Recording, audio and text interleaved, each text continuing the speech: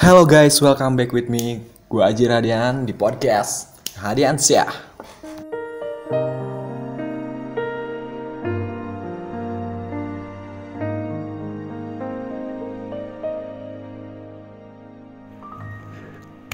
Hore, akhirnya ada di Spotify. Jadi buat kalian yang mau dengerin lebih gampang dan lebih menghemat kuota pastinya, karena dulu adanya cuma di YouTube sama di SoundCloud. Dan ya sementara itu SoundCloud banyak yang sedikit lah penggunanya ya. Jadi banyak yang nggak paham cara dengerin di SoundCloud juga. Dan akhirnya gue tahu gimana caranya nge-link dari SoundCloud ke Spotify. Jadi kalian bisa dengerin secara gampang juga gitu. Semoga ini menjadi sebuah akses juga lah, biar kalian lebih gampang juga dengerinnya. Dan makin banyak yang dengerin podcast gue. Ya meskipun awalnya ini cuman buat diary gue ya, tapi siapa tahu juga kalau emang bisa membantu juga.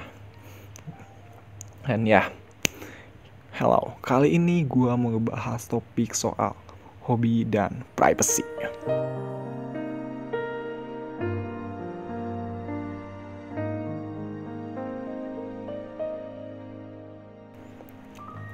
Oke, sebelum kita bahas soal hobi dan privacy, di sini gue mau sedikit cerita dulu tentang gue. Ya. Nah, kalau gue sendiri itu sebenarnya masih belum gue pribadi masih belum yakin gitu loh akan hobi gue apa gitu. Soalnya kan ada hobi, ada kesenangan. Itu menurut gue berbeda sih. Kalau hobi itu ya otomatis kayak kita ngejalaninnya dengan passion juga gitu. Kita ngejalaninnya dengan kita ngejalaninnya dengan sungguh-sungguh juga gitu. Dimana saat kita melakukan hobi, kenapa kita bisa sesungguh-sungguh atau seniat itu? Ya karena kita nyaman melakukan itu. Kita ada ada perasaan kita tuh benar-benar comfort gitu. Kita juga benar-benar menjadi diri kita sendiri gitu loh saat kita menjalani hobi itu. Dan ya kesenangan pun menurut aku tuh kayak sesaat gitu nggak sih, saat kita ya kesenangan aja gitu, kayak seneng jalan-jalan ya udah gitu. Tapi di saat tiap bulan harus jalan-jalan terus ya capek gitu. Nah itu mungkin menurut gue sih itu bukan hobi ya. Kayak hobi ya kalau emang hobinya traveling ya gak akan pernah ngeluh akan capeknya itu. Malah capeknya itu adalah buahnya dari sebuah hobinya itu. Malah kesenangannya itu dicapainya gitu loh, di pusingnya, di ribetnya, kayak gitu sih. Nah balik lagi, kalau buat gue sendiri tuh, kalau dibilang hobi ya mungkin hobi gue tuh lebih ke K-pop sih, K-pop sama anime. Mungkin nggak sejalan sih ya. Di sini gue mau jelasin dulu kenapa gue suka K-pop. K-pop tuh awalnya gue karena gue dari anime dulu. Oke, jadi balik lagi, oke. Nah, awalnya dari anime. Dari anime itu mungkin juga karena gue emang dari kecil emang kedoktrin juga sama kartun-kartun ya. Mulai dari Doraemon, terus juga mulai dari Naruto, terus yang paling parah tuh Conan sih. Conan yang bener-bener buat gue suka anime sih. Sampai sekarang aja gue umur segini masih nonton anime Conan ya. Tapi juga terlepas dari itu pun, saat gue masuk SMA pun, seiring berjalannya waktu, gue juga mulai mungkin edik sama yang namanya Jepang ya. Jadi mulai budaya, mulai dari kultur, band, banyak banget lah. Kayak gue makin suka gitu loh sama Jepang tuh. Nah setelah dari itu imbasnya otomatis jadi ke anime, manga, tapi lebih intensnya ke anime. Nah gue juga banyak sih nonton anime, beberapa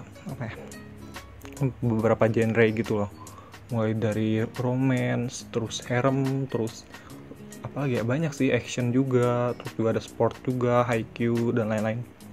Nah setelah gue melakukan riset, nonton sekian banyak anime, dan ya pilihan gue tetap jatuh pada genre misteri. Gak terlepas dari anime doang ya, dari film pun misteri emang udah selalu bisa ngambil hati gue lah gitu buat nonton sampai beres. Gak cuman kayak nonton selewat udah gitu. Film misteri tuh menurut gue tuh ya, si filmnya tuh nggak berakhir sampai filmnya selesai. Bahkan banyak dari si penulisnya sendiri itu mereka bikin cerita misteri itu ya endingnya benar-benar ngegantung, endingnya benar-benar jadi misteri lagi, nggak sedikit yang kayak gitu. Dari anime pun ya paling Conan sih benar-benar yang gua nggak bosan sampai sekarang. Terima kasih buat Aoyama Goso. Nah terus balik lagi kalau di film yang benar-benar rekomend sih kalau menurut gue itu Sherlock Holmes yang Benedict siapa sih ya, gue lupa lagi, sorry. Pokoknya yang jadi Doctor Strange aja. Nah itu pemerannya tuh, soalnya ada 2 nggak sih kalau nggak salah tuh yang live actionnya Sherlock Holmes tuh. Nah Sherlock Holmes yang seri Netflix kalau nggak salah. Nah gue itu ngikutin banget. Netflix bebas, takut salah gue, bodo amat. Nah oke, skip. Nah terus banyak juga sih kayak Angel and Demon, terus juga ada Vinci Code, banyak lah. Nah dari situ gue anime pun makin berkembang gitu loh. Sekarang banyak anime baru juga ya, gue juga banyak nonton juga anime yang sekarang juga. Nah tapi terlepas dari itu, di sisi lain gue suka K-pop. Sebenarnya awalnya gue suka K-pop adalah dari ketidaksengajaan. Dari awalnya gue suka anime, terus ikut RP anime, terus tiba-tiba ada K-pop, RP K-pop. Gue percaya atau enggak, gue bisa masuk ke RP K-pop tanpa ngerti apa itu K-pop. Gue dulu cuma tahu Big Bang doang, gue cuma tahu G-Dragon doang, gue nggak tahu siapa lagi. Gue tahu tuh Big Bang pun tahu G-Dragon doang karena dari dulu gue kayak gara-gara Ayo Dance juga sebenarnya gue sedikit lah ya tahu mulai lagu-lagu Korea gitu loh, banyak lagu Korea dari itu, dari zaman Ayo Dance. Bahkan gue pertama kali denger lagu Korea tuh waktu lagi hitsnya Jungkook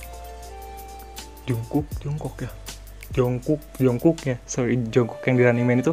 Nah waktu dia lagi hitsnya tuh, nah gue tahu itu waktu dulu banget kalau nggak salah sejaman sama Suju Saini SNSD nggak sih, pokoknya sekitar itu. Nah udah mulai nge-hype tuh K-popnya ya, K-pop udah mulai nge-hype juga, mulai banyak diunduh juga di Waptrick waktu itu, di Forshare juga mulai banyak. Nah di situ juga gue mulai kayak mulai enak juga dengerin ya secara nggak langsung. Karena tapi kalau boleh jujur tuh K-pop tuh kalau kayak dari musik ya, kayak dari EDM, dari apalagi dari Jepang gitu, masuk ke K-pop tuh agak susah gitu loh. Kayak kita dengerinnya, menurut gue ini lagu apa, ini lagu gimana gitu. Tapi seiring berjalannya waktu, karena gue main di RP tadi, gue ruang lingkupnya bersama orang-orang yang K-popper semua, otomatis secara nggak langsung gue mulai terpengaruh. Ya sih, ya mulai sadar, wah ternyata K-pop tuh asik ya, seriusan deh kata. Mulai dari Twice, Blackpink, nah udah mulai ke situ-situ, udah mulai wah gila sih, ini asik nih K-pop nih. Karena awalnya mulai susah gitu loh. Ya karena menurut gue tuh awal-awal tuh K-pop tuh emang kemasuk susah gitu loh, kayak buat didengerin tuh. Sorry ya kalau ada yang kesinggung, tapi buat gue pribadi tuh agak susah gitu. Tapi saat lu udah mulai ngerasa nyaman dan lu udah mulai ngerti, oh kayak gini gitu si genrenya tuh, dan ya lu bener-bener bisa nikmatin sih menurut gue. Dan ini tuh gokil banget gitu loh, kayak wah gila lagunya asik, ininya beatnya juga enak, terus juga apalagi lu udah tahu lagu K-pop tuh udah nyebar aja lah pokoknya, mulai ke idolnya, mulai ke agensinya, terus juga mulai ke membernya siapa aja, terus juga agensinya ada siapa aja. Wah itu seru loh, apalagi gue di RP ya, gue juga kayak tahu banyak lah jadinya secara nggak langsung dari soal per-K-popan itu sendiri. Oke, nah di sini gue gimana sih cara ngebedain apa itu seneng, apa itu hobi itu. Nah itu yang tadi gue bahas dari awal, kayak kalau seneng tuh ya kita cuma sesaat doang, saat kita lagi seneng, kita ngerasa fun, ya itu kesenangan kita gitu, tapi hanya sesaat gitu. Misalkan kita misalkan kita olahraga gitu, udah lama olahraga tapi sekalinya olahraga wah seneng gitu tiba-tiba, tapi saat besoknya aduh malas lagi lah, capek lah, keringetan lah, bau lah atau apalah gitu, misalkan keringetan jadi malas. Tapi saat kemarin kita ngelakuin itu kita senang gitu karena kita udah lama gitu misalkan gak olahraga.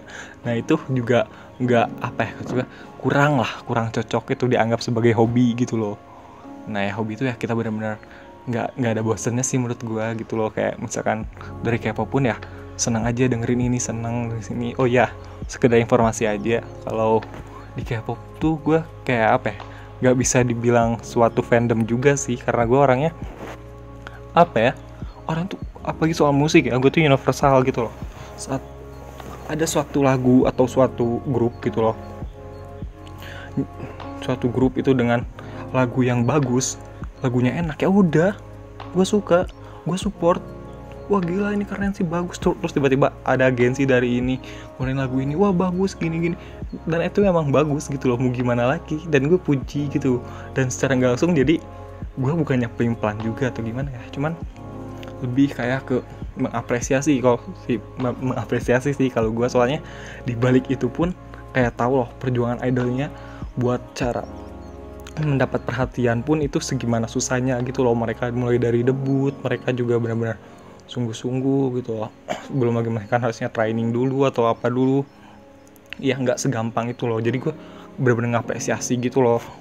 Apalagi kalau kita benar-benar tahu ya kayak apa seleksinya kayak gimana, kayak misalkan Twice atau enggak One One atau enggak IOI, itu kan benar-benar terbuka gitu loh. Nah itu dari zaman JKT juga gitu sih. Oh iya, gue juga suka sama JKT, itu idol pertama. Pokoknya gue pertama kali ngefans tuh seumur umur nggak pernah ngefans kan. Nah sekalinya ngefans tuh gue sama JKT. Oke. Segitu informasi singkat dari gue. nggak berakhir sampai sini. Oke.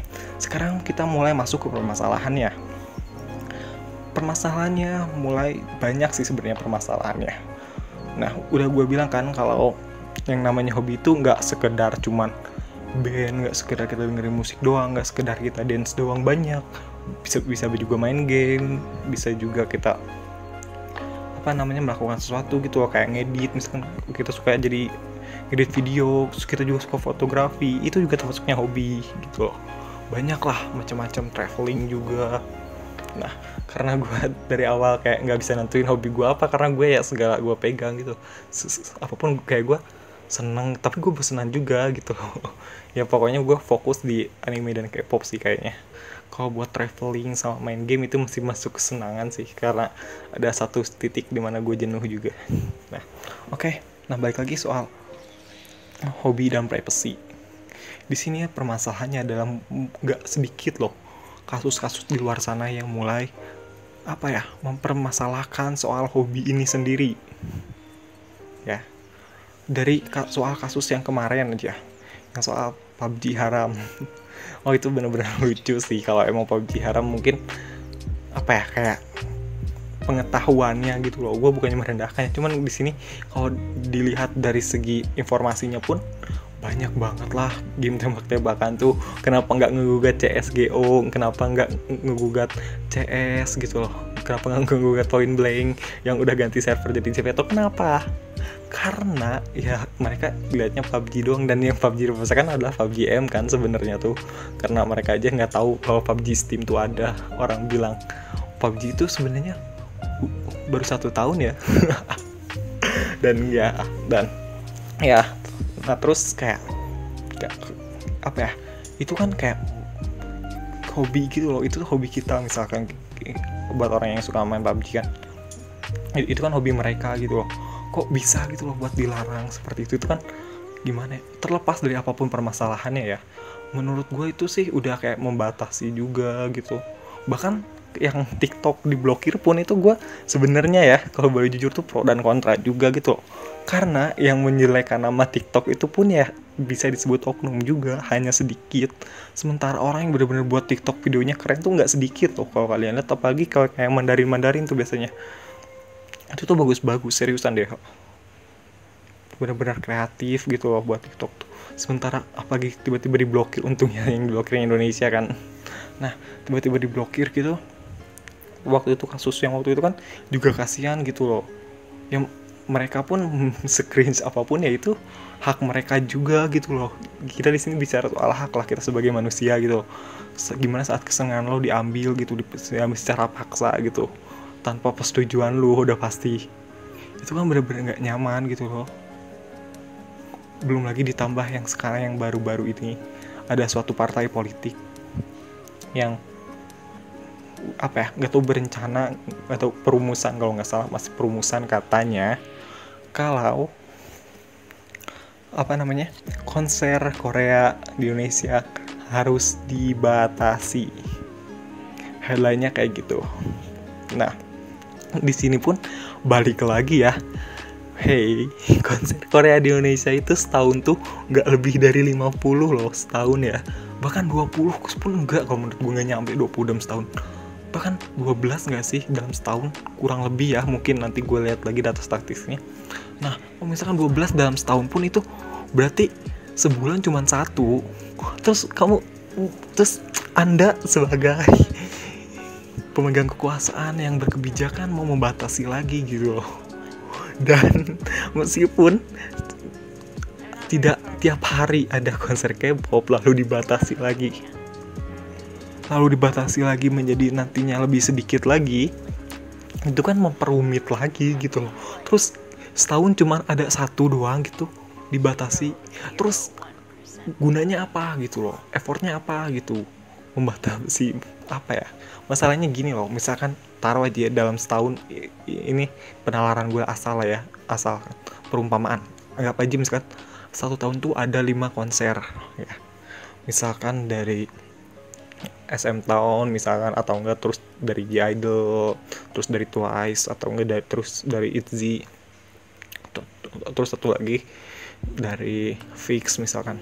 Nah, ini cuma 5 ya, terus dibatasi lagi gitu. Dan permasalahannya terbesarnya adalah dari 5 ini orang tuh susah payah loh. Kalau ada yang tahu ya, buat nabung konser tuh ya susah payah loh. Orang tuh rela nabung bertahun-tahun, bahkan banyak loh yang kayak gitu, nabung.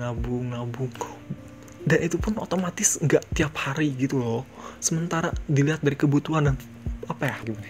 Maksudnya orang yang penyuka K-pop lah, dari penyuka K-pop itu sendiri, dari segi marketnya itu banyak banget gitu loh. Kita nggak bisa nutup kemungkinan juga, satu Indonesia tuh luas gitu loh, ya kan? Kita juga nggak bisa, kayak nggak cukup gitu loh, kayak handle gitu setahun cuma 5 misalkan, terus sedikit lagi paling cuma 3 gitu loh misalkan. Hey gitu loh, kayak benar-benar nggak make sense. Kenapa sih peraturan itu tuh ada gitu loh? Mungkin ya, gue mencoba untuk berpositif thinking. Mungkin tadinya jadi sedikitkan idol dari luar itu pun kan supaya mengurangi itu, bukan mengurangi ya, supaya biar eksistensi lokal atau band-band lokal atau penyanyi lokal itu pun lebih eksis mungkin ya. Tapi kan di sini balik lagi ke marketnya masing-masing. Mereka tuh udah ada marketnya masing-masing gitu loh. Nggak bisa dipaksain juga. Kalau misalkan oke lah, misalkan dikurangin gitu. Sekarang misalkan dikurangin gitu, konser K-pop cuma ada 3 per tahun. Nah, tapi kan tetap aja mereka otomatis bukannya malah berakhir jadi nonton penyanyi lokal juga gitu loh. Secara kasarnya bukan berarti mereka menonton juga ya, mereka bakal nonton 3 setahunnya itu bakal bisa satu juga, atau bahkan mereka menanti tahun depan. Otomatis malah jadi gimana, gak efisien juga sih menurut gua. Kalau emang kan mau bersandingnya sama lokal, ya blow up lokalnya gitu loh, lokalnya perbaiki gitu loh industrinya, ya kan? Ya kita di sini sebagai hobi gitu loh, kita di sini sebagai penikmatnya ya. Aduh nggak ngerti lagi sih sama pemerintah, apa dipolitikin tuh kayak gimana ya, nggak make sense juga. Aduh nggak bisa kalah aja gitu ya. Semoga lah dengan kedepannya ya, semoga kedepannya kasus-kasus ini semakin sedikit lah. Karena apa coba, mengganggu mengusik gitu loh, kayak mengusik industri, mengusik pasar kita pun ya. Sebenarnya kita pun nggak mengganggu pasar mereka gitu loh, kita juga nggak mengganggu politikan mereka, tapi kan ya mereka membuat kebijakan seperti itu gitu loh. Maunya apa? Oh ya, harusnya di podcast ini tuh gue harusnya tenang ya. Oke. Buat next episode yang mau request langsung aja bisa DM atau mention juga ke gue di @rzxchan. Sorry banget ya kalau gue hari ini emosi. Setelah sekian lama akhirnya comeback terus emosi. Oke. Makasih buat yang udah dengerin, and jangan lupa juga di follow buat Spotify-nya. Semoga kalian suka ya. Kalau ada yang mau pembahasan soal apa, nanti kita bahas aja, oke? Jangan lupa mention atau mau request buat pembahasan topik selanjutnya ke @rzxchan di Twitter ataupun Instagram, bebas, oke? Makasih buat yang udah dengerin. Thanks, bye-bye.